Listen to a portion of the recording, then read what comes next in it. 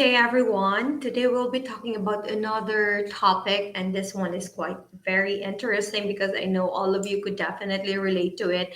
And this is unpacking the self, most particularly the digital self. And so, in this lesson, we intend to understand our digital self. We intend to know what is digital self.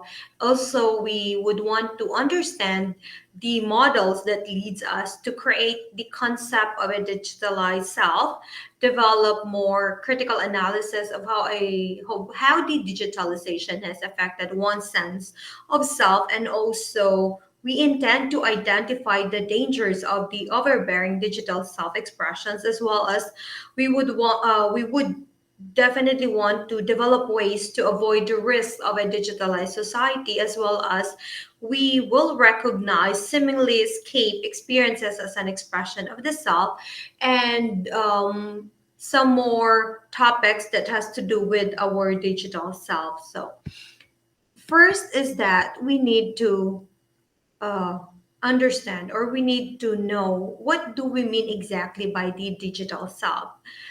Simply put, digital self is actually the very persona that we use whenever we go online, and so it is somewhat like a mask that we put on the very moment that we engage into the technological world. And for us to have a deeper understanding of the technological world that we're submerged in, using our digital self, then let us know the history of internet. Okay, the internet actually started in 1960s as a way for government researchers to share information, and this is actually um, done by engineer Tim Berners-Lee, who is an English engineer and a computer scientist, and he is responsible for inventing the www dot, and so it means World Wide Web. The main purpose for the World Wide Web is actually to conceive and develop to meet the demand for the automatic sharing of informations between the scientists and the different parts of the universe. So he invented this one in order for them to relay right away whatever is the latest information that is, of course, there is an urgent need to be delivered to the different parts of the world. So that is the history of the internet. Now, let us talk about the purpose of the internet. What actually is the purpose of the internet? I think we all know that as a student, our primary purpose for internet is to research. And of course, aside from that, we use it as pleasure and also to communicate. And if you have your sideline hustle as a student, you may also use it for business. But these days, actually, since our face-to-face interaction is very much limited due to the pandemic, and so business are actually conducted through online transactions, and the internet has played a very vital role in order for us to transact business and to go with our day-to-day activities, not just for the businessmen around the world, but for us also, individuals who had been restricted to go out. And so those are the purpose of the internet. I don't have to elaborate it further because I know for a fact that you all know it already. So let's move forward to the other topic, and that is this data. Okay, this is actually a survey data which shows us how we have used the internet. So in January 2020, digital around the world, it shows that 7.75 billion percent of the total population is already using the digital system. And it also shows that there is a unique mobile phone users, and it shows here that there is 67% around the world. And another is the uh, what do you call this one? The internet users and also the active social media users. So in this survey here, it shows the accurate data as to how we have used the digital world, or how we use the internet all over the world. Another here, this data shows us how we use our mobile apps per category. Okay, still this data was gathered around January 2020. And another survey data here shows our time of usage. Okay, the time that we spent in our mobile apps per category.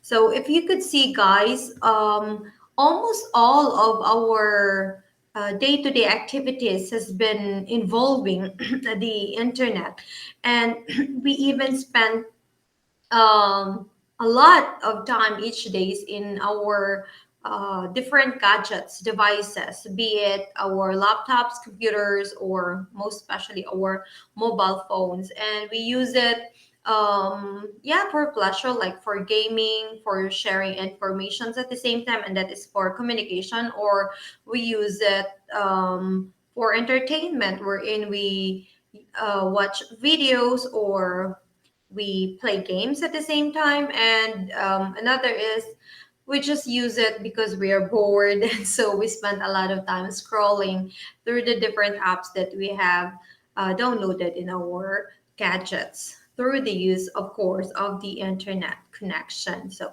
that is how massively we are affected with the digitalized world. Okay, so here, let's talk about the online communication process. So, of course, there are a lot of ways in which individuals as well as computers can communicate with each other. So, it could definitely be through the internet.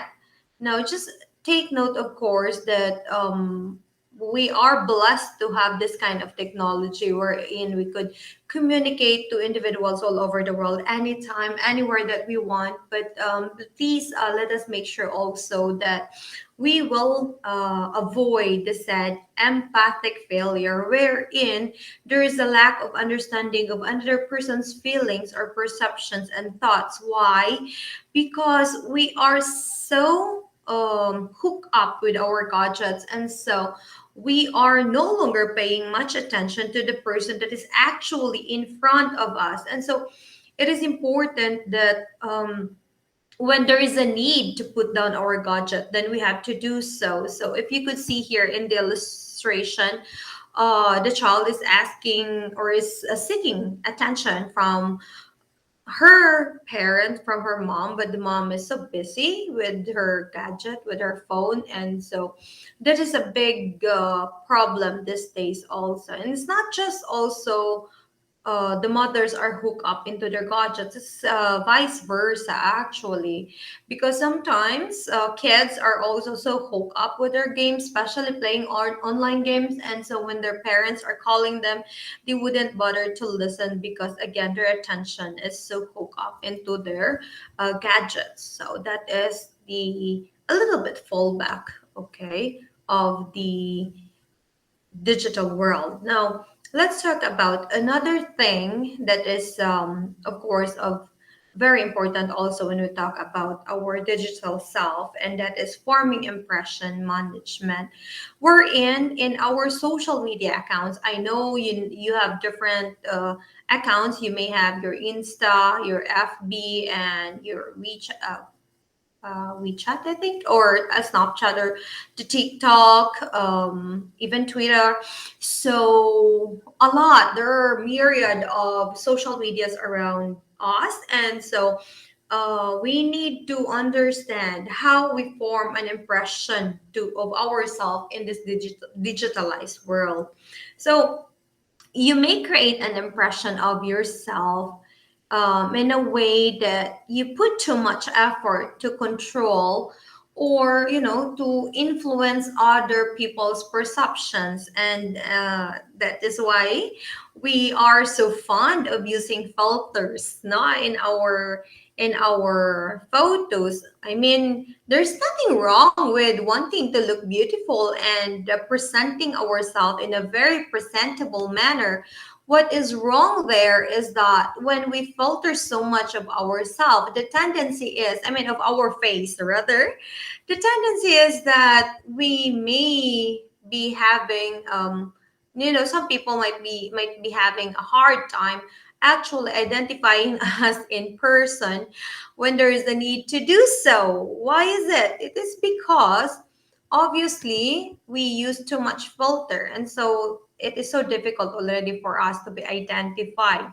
And actually it is not healthy as well, because you may put too much control of what you look, and it is maybe way too much also as to the real as to the real appearance that you have of yourself. Okay, so when we say self presentation, there's actually a need for us to establish a good self presentation in a way that we must not overdo it. Why? Because in a digitalized world, especially if you are an entrepreneur, and so you have to establish a good presentation of yourself in order for you to promote yourself. Okay, there is the self promotion, because you yourself is the first model, or the first, you are establishing your own brand. That is what I'm saying here. And so it is important that you establish and present yourself in a very positive manner. Another is when there is too much ingratitude.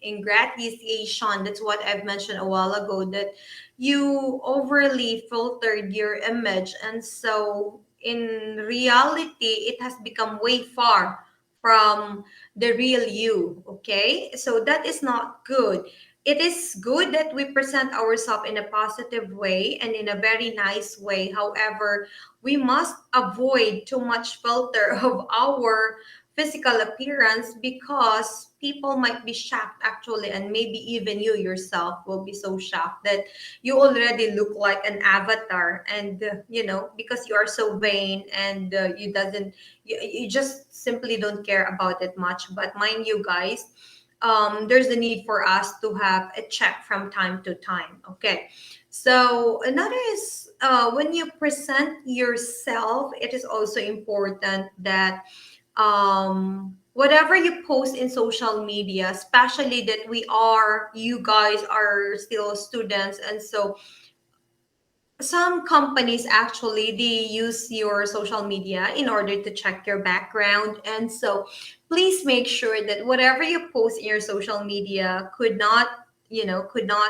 provide something that will be used against you. So it is important that you use your social media in a way that you express yourself. Okay, truly express yourself, but not to the extent of expressing too much of yourself and showing too much of yourself in a way that those expressions that you have used or that you have posted there might or could be used against you. Although we have our freedom of expression, but then again and again, I keep on reminding you guys that our rights is also serve as our duties, and it also serves as our responsibility. We have the responsibility to use our rights in a very manner that is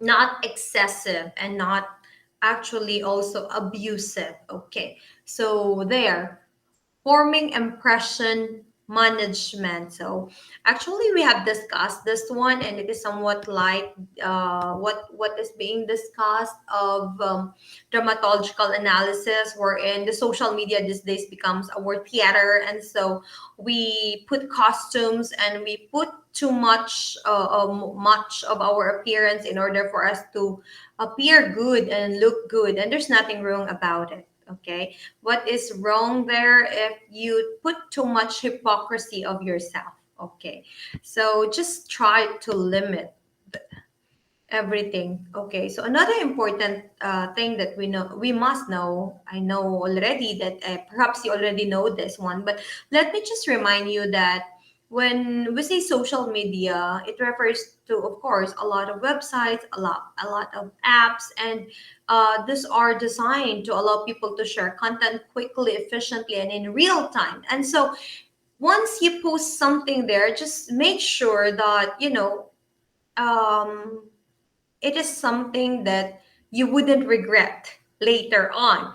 Why? Because you may limit your privacy. You may have your account in a private manner, but we have friends really who are not our friends in reality. Okay, so they may appear as our friends in social media, but mind you, not all of these friends are actually our real friends. Okay, I know you know what I'm saying here, and that is why we have to be very careful on whatever we post in social media. Why? Because there are people might still see what we have posted in our social media account, even if we don't know them. How? Because some of our friends, or those who pretended to be our friends, might screenshot our post and then share it to people that we don't even know. And that is why, please, let us always remember that we have to be very careful in sharing whatever we are sharing in our social media accounts. And it has been said that too much time spent scrolling through social media account can result in symptoms or anxiety or even depression. Why is it? So the following are the list of negative impact in using social media. However, there are positive impact also in using social media accounts. So let's just tackle first the negative impact. They said it could be used. It could be a source of anxiety and depression.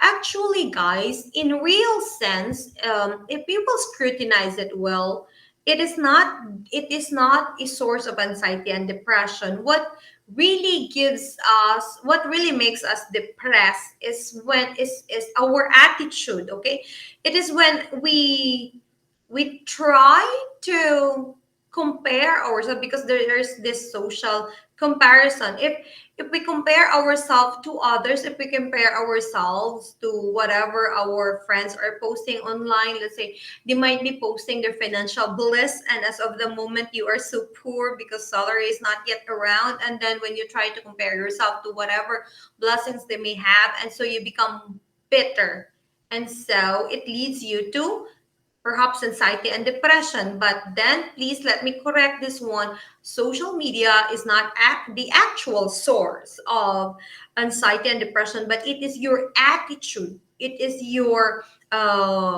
way of thinking. It is your mindset that actually leads you to have this anxiety and depression. And then another is cyberbullying, and this is really this really exists. I mean, this really exists these days.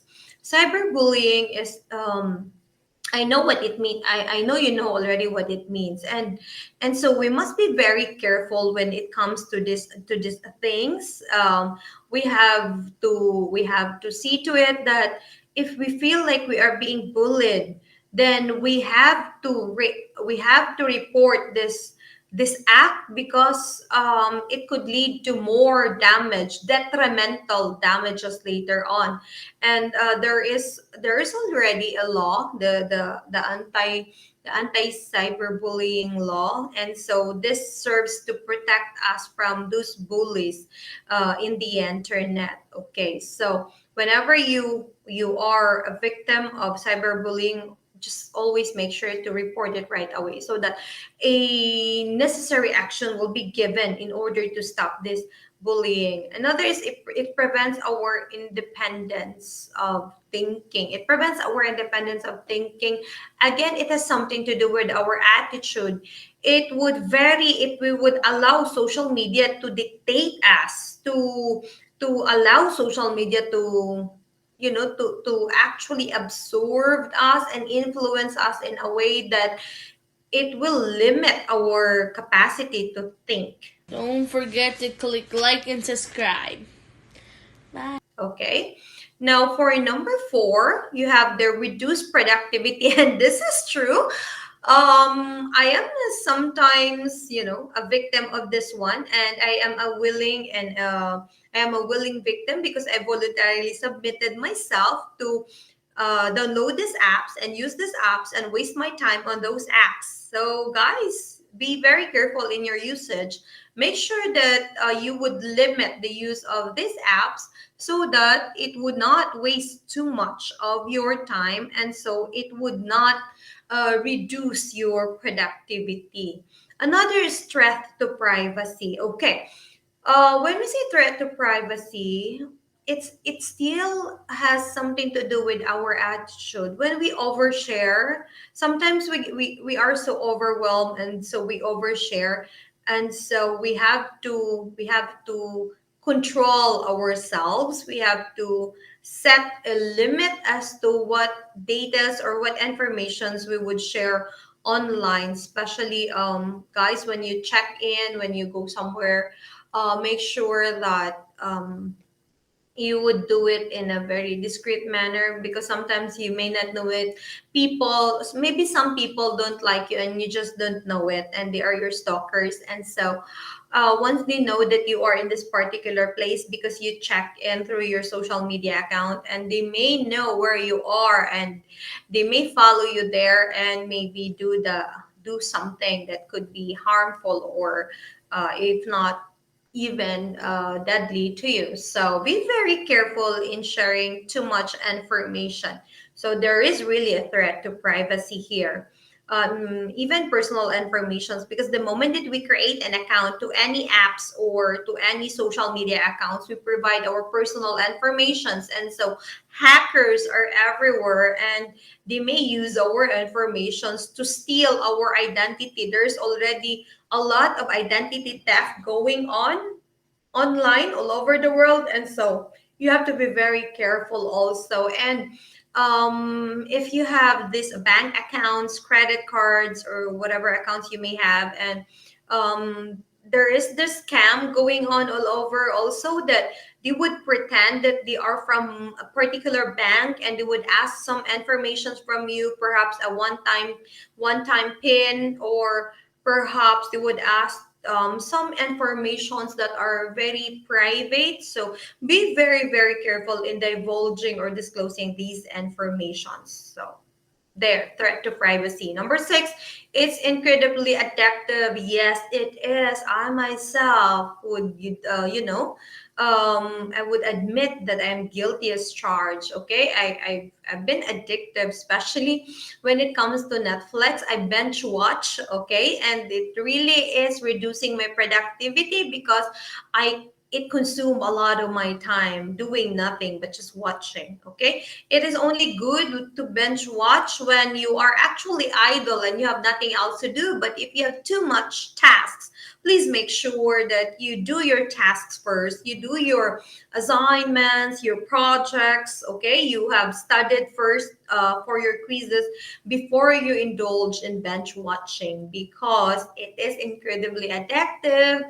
Online games also is very addictive, and so let us be very, very careful in using these digital things, and in exercising and acting on our digital self. Okay, so there's also the illusion of control. Illusion in a way that you may think that you are in control, but sometimes, as scammers and hackers are lurking around the corners, so you may not know it, but your account has already been hacked. You may not know it, but your identity has already been stolen. And so you have to be really, really very careful.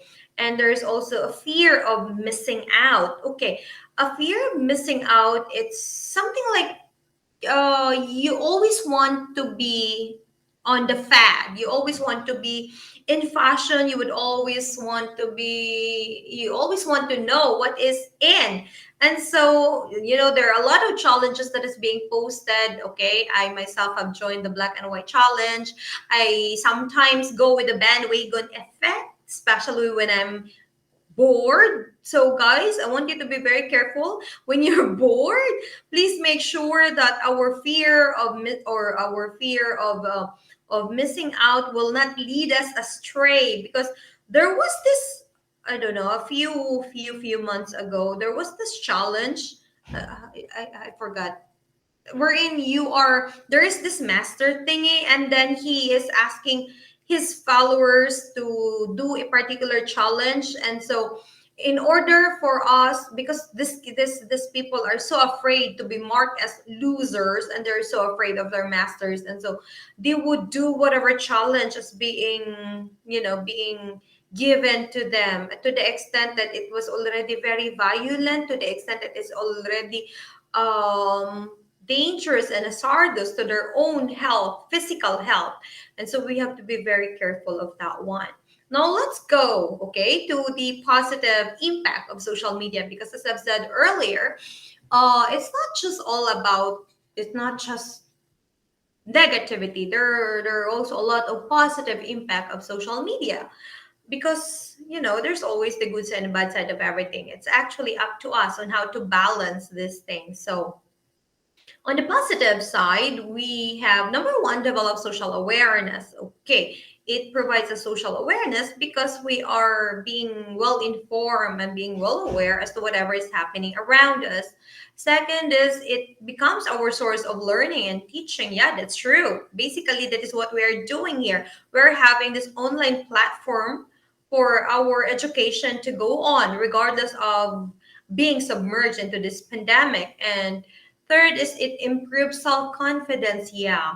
Some of us might be too shy, too coy, but then because we have our social media accounts, and then perhaps we have produce a lot of friends online, and then our friends are also nice and kind, and they are so generous in providing us praises. Okay, so it boosts our confidence, especially when you posted something good about yourself, and people will cheer you up. They would say, good job, keep it up, you look so nice, you look so good, keep on doing well. So it definitely improves our self-confidence. And another is it is an amazing platform to showcase your talent. Yeah, TikTok is a good one. People before, perhaps they doubt the capacity to sing or their ability to dance or even their skills in cooking, but because of this app, that people are encouraged to share whatever talents they have, it's actually really good. And another is that it saves time. Yeah, it saves time, especially doing banking online instead of going through the line, the queuing thing, and traveling. So it really, really saves you a lot of time. And also money. It helps you save money. It's also a very important thing. Very, very positive impact indeed. Because let's say for instance you have business, then you don't have to spend too much for advertisements. You could just advertise using your social media account, and that's actually what I'm doing also. So I don't have to spend much. I don't have to hire a lot of endorsers, because I could just share, and with the help also of my generous and kind friends who are also sharing whatever ads that I post, and it helps me save time and even save money. It's very economical actually. Another is it enhance connectivity. Yeah, that's true. You might not know it, but then you are already giving yourself a lot of connections, not just in your own barangay, okay, but all over the world. So it really indeed enhance connectivity because it helps you connect people from all over the world. And also, it can be used as a voice to reason. This is good. Social media these days are being used as a platform, a venue wherein you could express your thoughts and your feelings, your ideas and your opinions. somehow let us be very careful, because when we, as I've shared earlier, or as I've mentioned earlier, when you overshare, there's it could also be a dangerous thing, and that is why you may, you may find your voice, and I mean you may have find your venue to voice your, to voice out or to speak up, but the thing is, you still have to exercise moderation, and you still have to be cautious in doing so.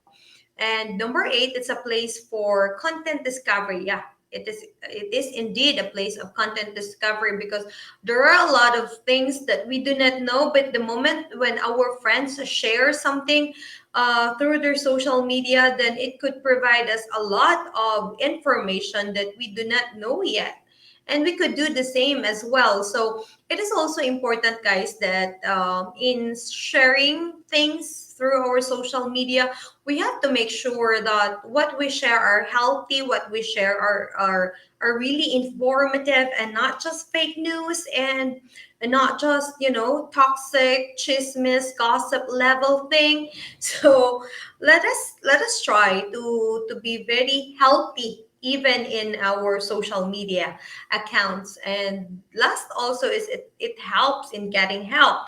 So for instance, you might be living in a very toxic household, and it might be so hard for you to express yourself inside your house, because you have your different set of rules or whatever have you. And so social media could be a great platform or a venue for you to, as earlier in number seven, a voice to reason. And it could also be the venue for you to shout for help if it is, you know, deemed necessary.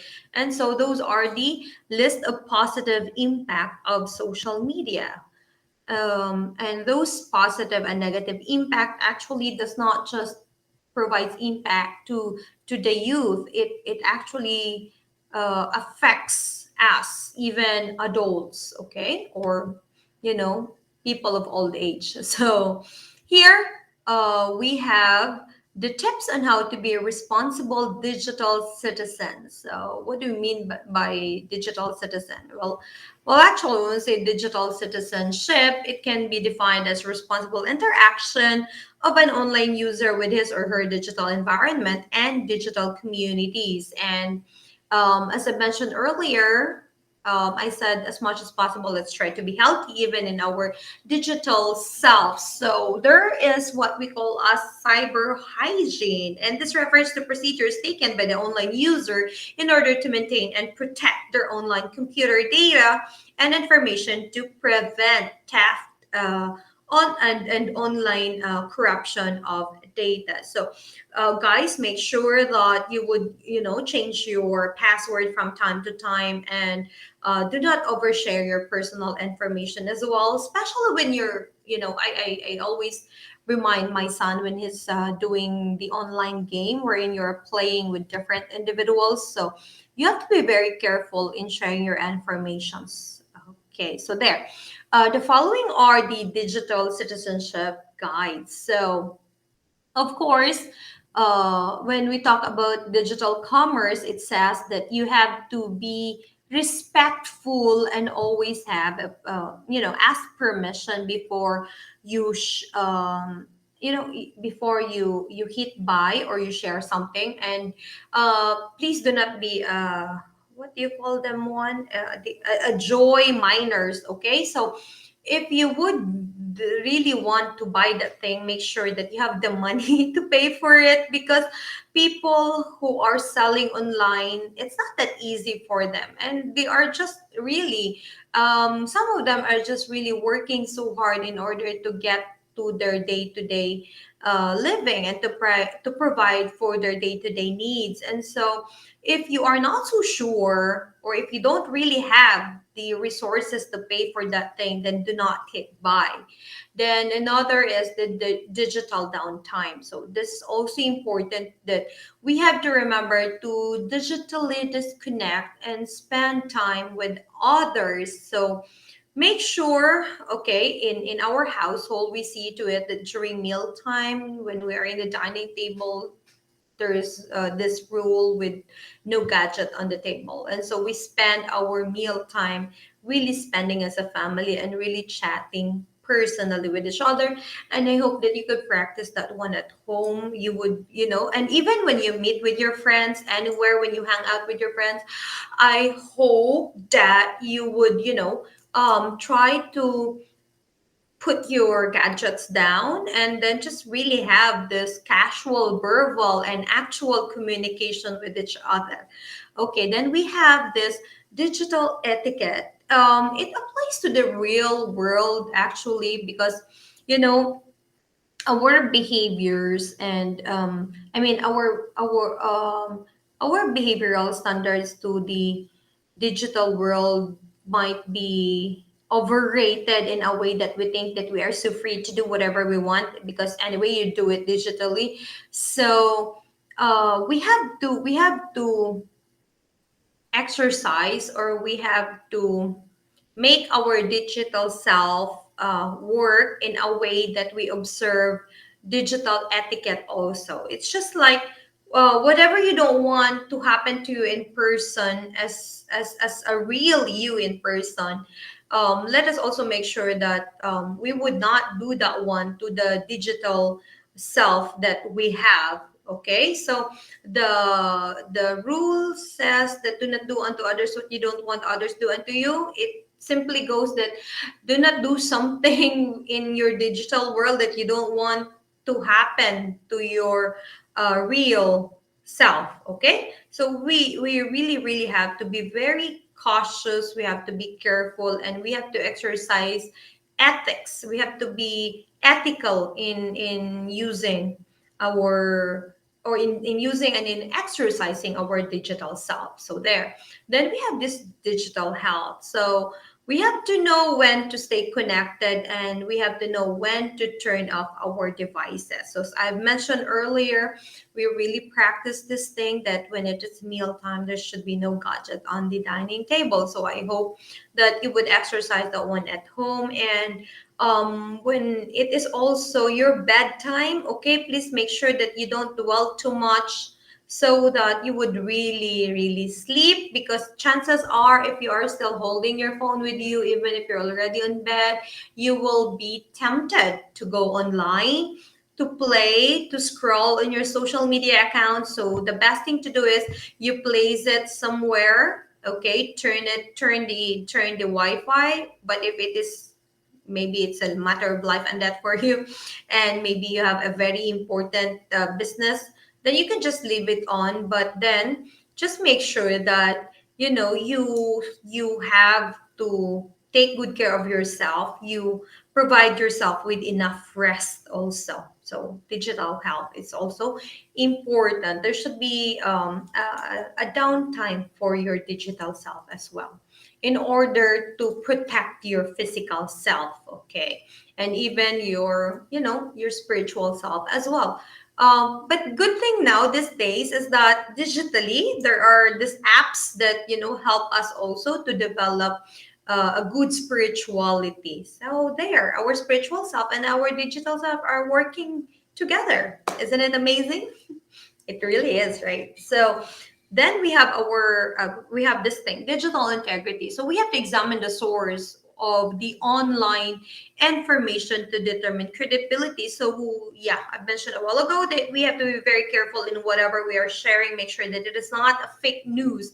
We have to verify if the information is indeed true or a hoax, because we might be spreading a very terrible news, but it was just a fake news, and but it has already been shared massively. The thing with lies is when it is being repeated over and over again, then it develops its own truth.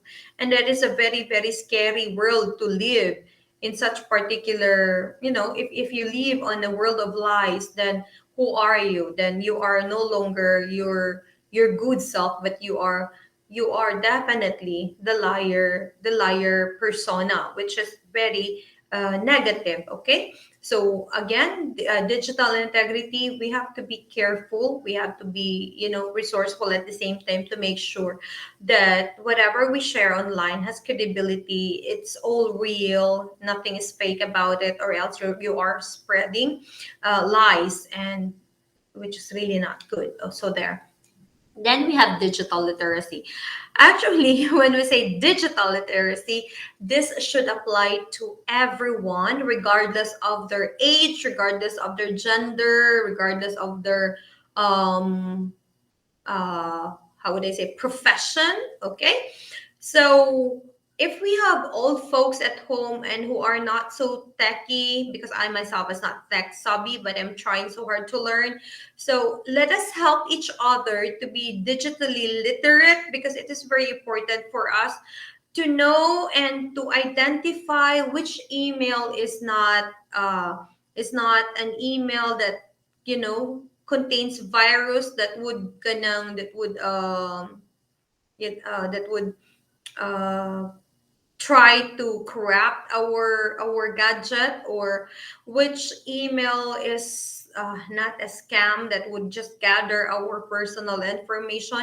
And it is also very important for us to know what an email is, how to open our email, or how to read our messages, and how to, because these days we're doing mobile banking, we're doing our transactions online, we pay our bills online, and it is very economical in a way that it saves our time, our effort, and even our money, because the moment that we transport, going to the bank and going to another company just to pay for our bills and blah blah blah, and to and fro, it it needs to spend money for the gasoline or for the fare, and it needs a lot of time and consumes a lot of time. So the less that we travel, the less we spend money, and so the more digitalized we are in conducting our day-to-day activities and paying our bills and doing our bank transactions, it saves us a lot of money. So it's very economical, and so it is very important for each one of us to be digitally literate, and so digital literacy is very important. So just let us make sure that, some websites are hawks, and they're just there to trick you, to provide you to no no no to secure your personal information. So they are these websites that are used by people who are robbers, who are, identity theft people. So let us be very careful with that. Then another is we have the digital privacy. So we have to review our privacy setting. We have to know what to share and with whom. So I think I have mentioned this a while ago. So we have covered that one already. And then we have the digital responsibility. So we have to report problems like abusive behavior and inappropriate images content. Yeah. I personally have come across with this one. I have there was this scandal that was being passed on through uh, private messages, and so guys, you have to report that one, because for all you know, that is a spam, and it contains viruses, and that particular scandal is just to trick you to open it, to open the link, and actually it is already phishing your personal informations, and those informations are, it could be used against you. So there, we have our digital responsibility, and we have to make sure that we are actually being responsible with our digital self. And lastly, we have our digital security. I have mentioned this a while ago, that we have to make sure that our passwords are easy to remember, but we have to keep it to ourselves. And also we have to make sure that in my case personally, I changed my passport my password at least within 3 months, just to, to be very make sure, to be very very sure that I know my account and it's not been hacked yet. And also it's for your own personal protection. So there you have your digital security.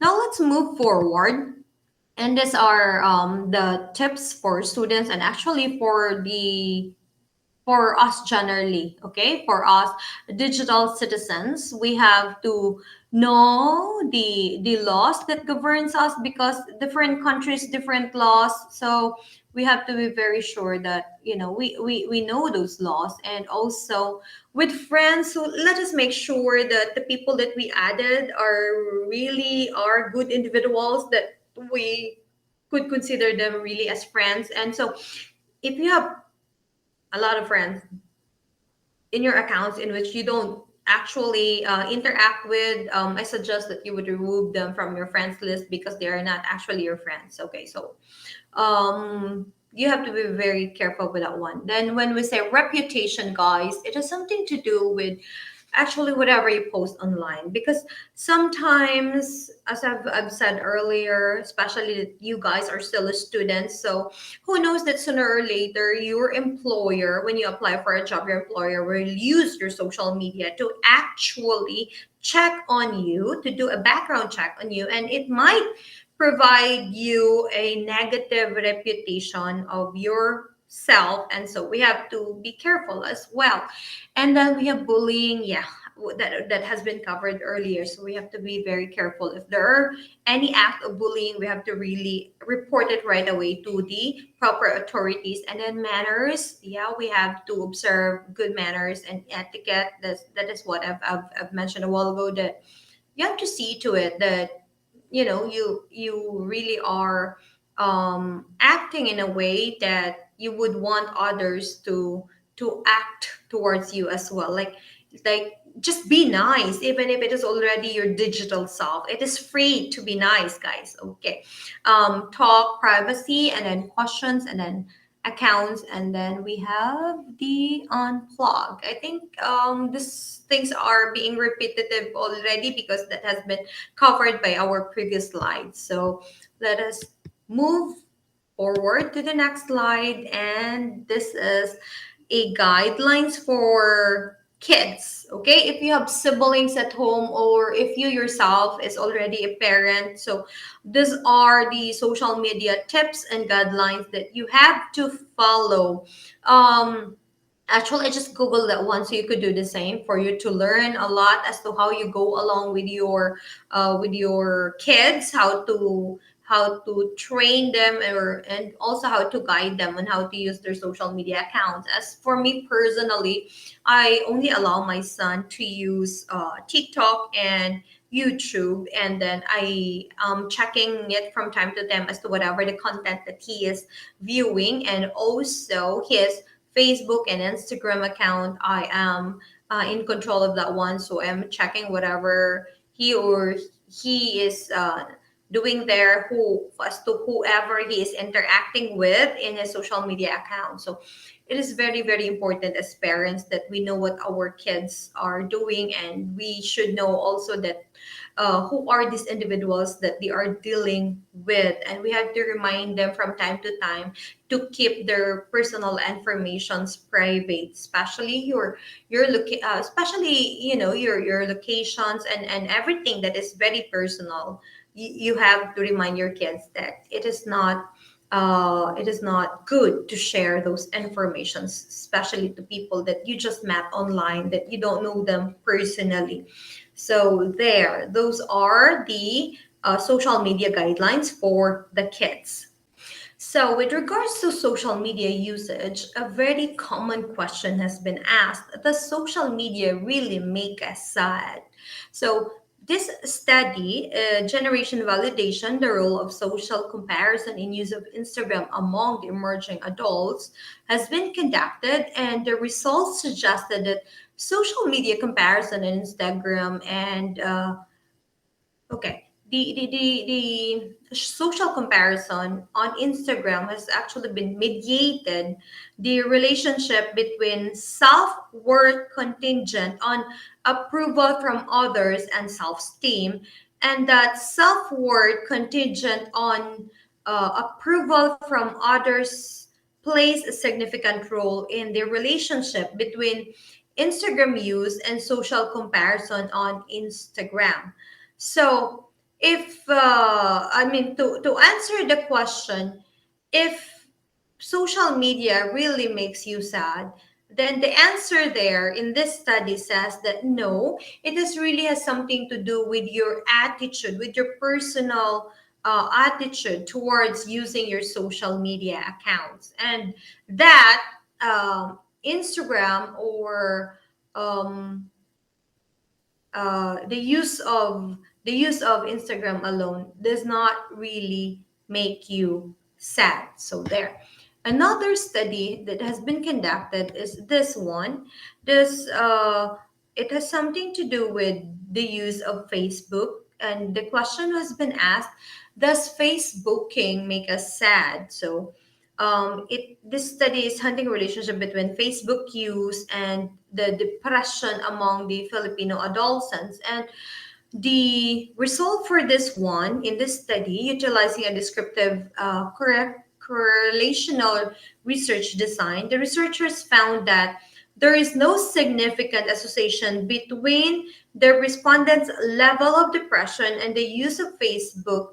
Hence, depression cannot be sufficiently linked to the use of Facebook. So, again, guys, it has something to do with your personal attitude. It has the social media app alone is not responsible for making you sad, but it has something to do really on your personal feelings, personal thoughts, and your personal attitudes towards the usage of that particular social media.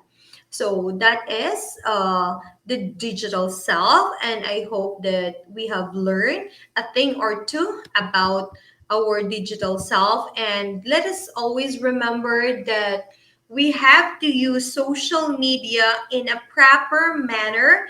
We have to use it properly in order to have an impact to other people. Let us not use social media to impress, but let us use social media to impact people. And of course, that particular impact that we would want is a very positive, healthy, and beneficial impact to other individuals. So, there, thank you for watching, and I hope that you have learned a lot from this lesson. Don't forget to click like and subscribe.